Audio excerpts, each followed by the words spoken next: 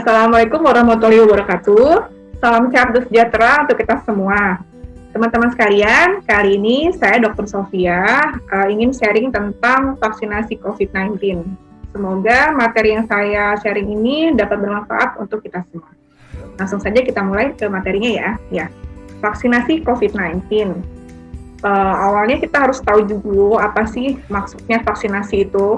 Vaksinasi adalah proses pemberian vaksin atau antigen yang dilemahkan, yang kemudian disuntikkan maupun diteteskan ke dalam mulut untuk meningkatkan antibodi guna menangkal penyakit tertentu.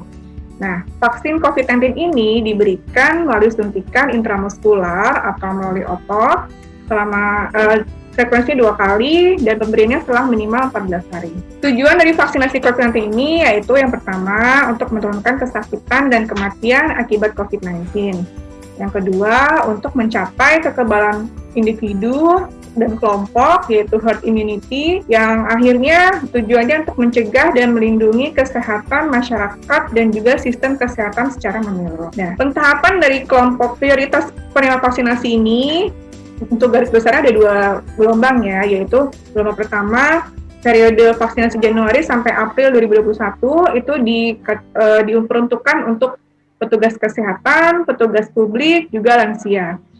Sedangkan gelombang selanjutnya yang dimulai April 2021 sampai dengan Maret 2022 diperuntukkan bagi masyarakat rentan dan juga masyarakat lainnya disesuaikan dengan ketersediaan vaksin. Nah, untuk pendataan sasaran, untuk prioritas tahap pertama yang diperuntukkan untuk nakes dan penunjang, itu awalnya didata melalui pendataan tenaga kesehatan di rumah sakit masing-masing dan juga tenaga penunjang yang ada di sana. Dan selanjutnya tidak hanya dengan pendataan tenaga kesehatan juga, tapi juga data diambil dari data BPJS, juga dari data di Dukcapil, dan data-data lainnya yang sah. Untuk kita ketahui, platform vaksin COVID-19 ini ada kurang lebih yang sudah beredar 5 macam, yaitu ada dari Pfizer, dari Moderna, yang bentuknya mRNA, ada juga dari AstraZeneca, yang bentuknya viral vector, dari Novavax, bentuknya protein subunit, dan yang di Indonesia yang sudah beredar yaitu Sinovac, yang bentuknya yaitu dari virus yang dilemahkan atau inactivated virus. Untuk kita ketahui, suhu penyimpanan dari bermacam platform vaksin tadi juga bervariasi ya sesuai dengan bentuk platformnya. Seperti misalnya di Pfizer itu harus berada pada suhu minus 60 sampai dengan minus 80. Dan saat digunakan harus dikeluarkan dulu pada suhu 2 sampai 8 derajat Celcius. Nah, ini untuk Indonesia memang belum dapat, infrastrukturnya itu belum memadai ya untuk dilakukan vaksinasi Pfizer bila dilakukan secara merata. Makanya kita di Indonesia ini menggunakan Sinovac dahulu, yang dikarenakan penyimpanan suhunya yang masih memadai untuk didistribusikan secara merata, yaitu di suhu 2-8 derajat Celcius. Nah, syarat untuk penerima vaksin COVID-19 yang utama yaitu untuk saat ini orang dewasa sehat usia 18-59 tahun. Namun, kedepannya saat ini sudah diperbolehkan dari pemerintah sebenarnya untuk di atas 59 tahun dengan syarat tertentu juga.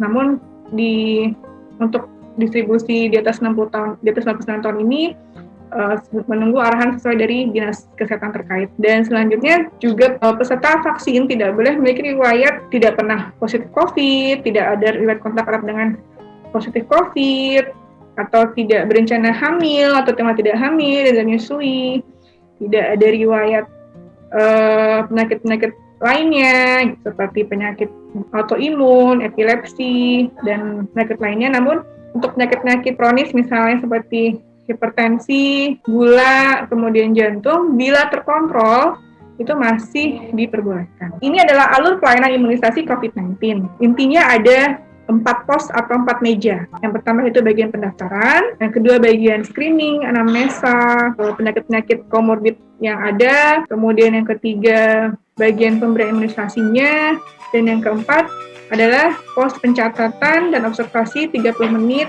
setelah vaksin.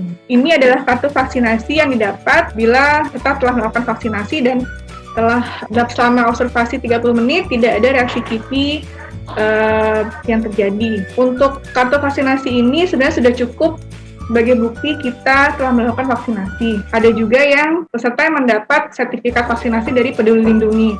Namun terkadang ada juga yang tidak dapat. Hal ini sebenarnya karena sistemnya mungkin sistem Peduli Lindungi yang belum membaca dari sistem yang sudah di-input. Jadi bisa juga kita sambil menunggu dari Peduli Lindungi ataupun sebenarnya tidak mendapatkan sertifikat vaksin pun tidak apa-apa karena sudah cukup dengan kartu vaksinasi yang didapatkan dari rumah sakit.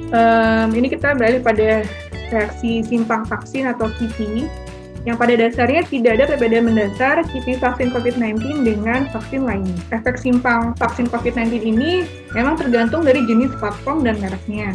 Dan pada dasarnya tidak ada yang istimewa, mirip dengan efek simpang vaksin lainnya. Dan penyebab reaksi simpang vaksin ini sebenarnya tidak hanya dari antigen yang terkandung dalam vaksin, tapi juga dari komponen vaksin lainnya seperti bahan stabil, bahan pengawet, dan bahan-bahan lainnya. Ya, ini beberapa efek simpang vaksin COVID-19 yang sebenarnya juga sama seperti efek simpang vaksin-vaksin lain yang sudah ada. Ada tiga reaksi yang bisa kita simpulkan, bisa kita rangkum, dan berikut antisipasi yang bisa kita lakukan bila ada reaksi tersebut. Yang pertama itu reaksi lokal. Reaksi lokal seperti misalnya nyeri yang di bagian suntikannya, ada kemerahan, ada bengkak gitu ya. Atau kalau yang berat misalnya ada selulitis. Antisipasinya mungkin kita bisa juga melakukan kompres dingin pada lokasi yang suntikan tersebut, lokasi nyeri tersebut, atau bisa juga minum obat paracetamol.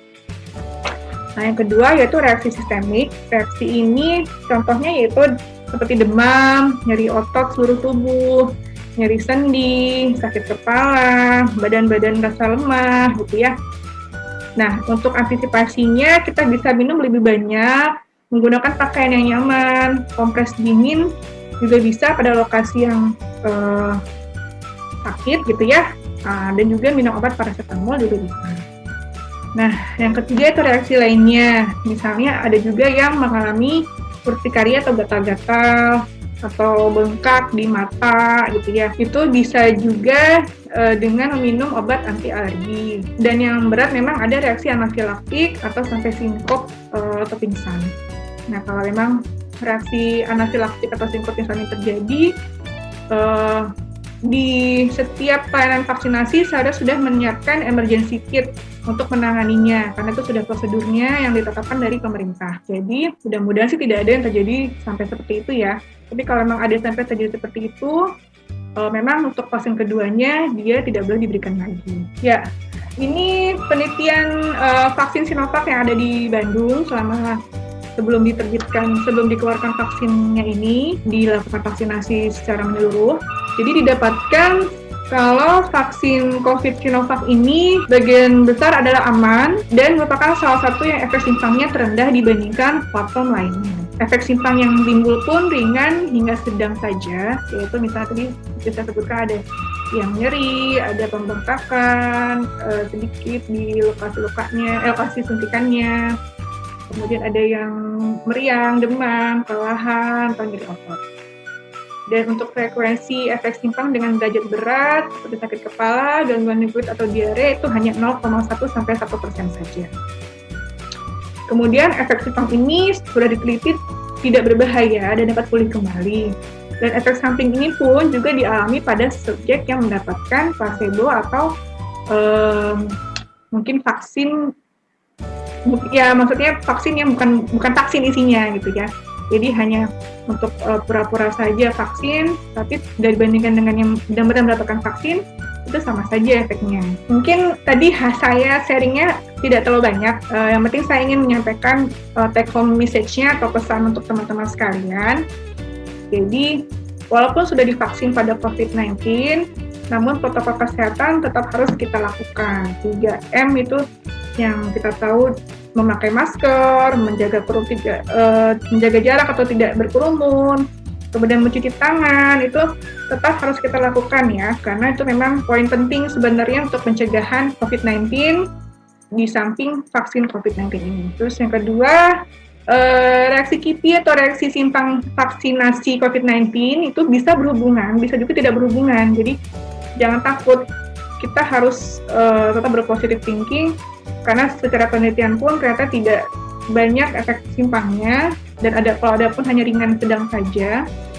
Kalau memang ada yang berat, itu harus kita teliti dulu sampai ditetapkan oleh namanya Pokja KIPI dari daerah sampai nasional berhubungan atau tidak. Kemudian dari penelitian tidak ada vaksin tanpa efek simpang sama sekali. Namun efek simpang vaksin COVID-19 mirip dengan vaksin lain di dunia, maksudnya vaksin-vaksin lainnya yang sudah ada ya, sudah beredar. Dan yang terakhir, yang pastinya jangan ragu untuk menerima vaksin COVID-19.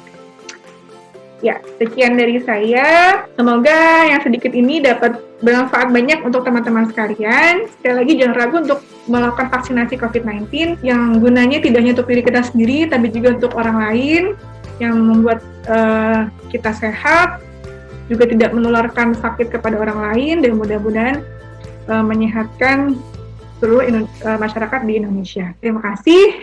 Wassalamualaikum warahmatullahi wabarakatuh. Salam sehat.